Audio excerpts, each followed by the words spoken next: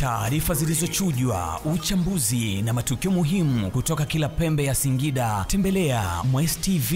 Pia usisahau kulike na kucomment. Taarifa ya mwezi Februari mwaka 2025.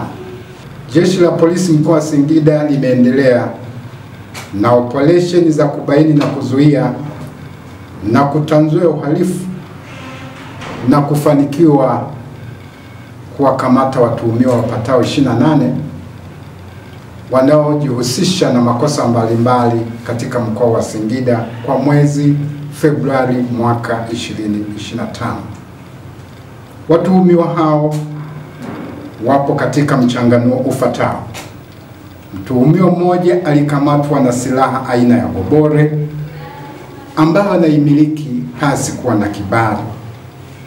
Watuhumiwa 8 walikamatwa wakiwa na mali zizaniwazo kuwa ni za wizi ambazo ni pikipiki 5.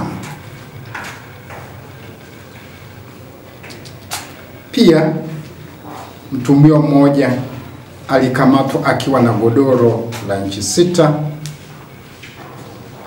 mashine za kunyorea 3, betri ya gari 1, jagi la maji la umeme 1, na kati yao pia mtuhumiwa mmoja alipatikana akiwa na pesa taslim Tanzania shilingi milioni 6,900,000, mali inayodhaniwa kuwa ya wizi.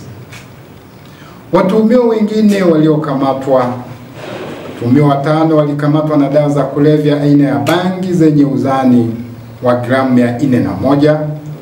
Watuhumiwa 2 walikamatwa wakiwa na dawa za kulevya aina ya milungi kiasi cha gramu 358. Mtuhumiwa mmoja alikamatwa kwa tuhuma za kosa la unyang'anyi wa kutumia silaha. Vivyo hivyo mtuhumiwa mmoja mwingine alikamatwa akiwa na kosa la uzembe na uzuulaji. Ndugu wanahabari, pia mtuhumiwa mmoja alipatikana nyara za serikali vipande 4 vya nyama vinavyodhaniwa kuwa ni mnyama wa aina ya ngiri, lakini mtuhumiwa mmoja alikutwa ndani ya hifadhi ya msitu pasi kuwa na kibali chochote. Ndugu wanahabari, aidha jeshi la polisi mkoa wa Singida halijakaa pande katika kuhakikisha kwamba pia linadhibiti makosa mbalimbali yanayofanyika katika barabara zetu.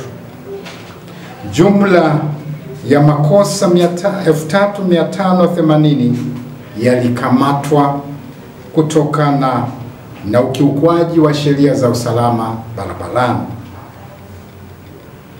Makosa yapatao 3577 yalitozwa fine na kuruhusiwa madereva wake kuendelea na safari zao, lakini wapo madereva 3 waliokuwa wamekamatwa kwa makosa ya ukiukwaji wa sheria za usalama barabarani, ambapo leseni zao za udereva zilifungwa.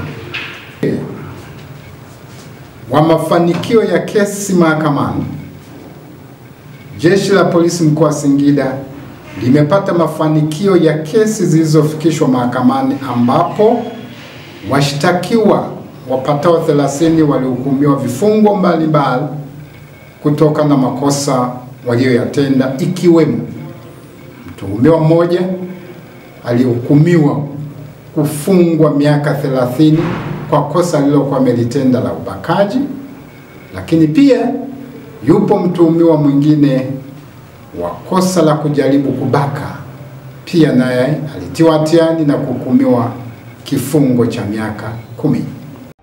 Taarifa zilizochujwa, uchambuzi na matukio muhimu kutoka kila pembe ya Singida. Tembelea Mwezi TV. Pia usisahau kulike na kucomment.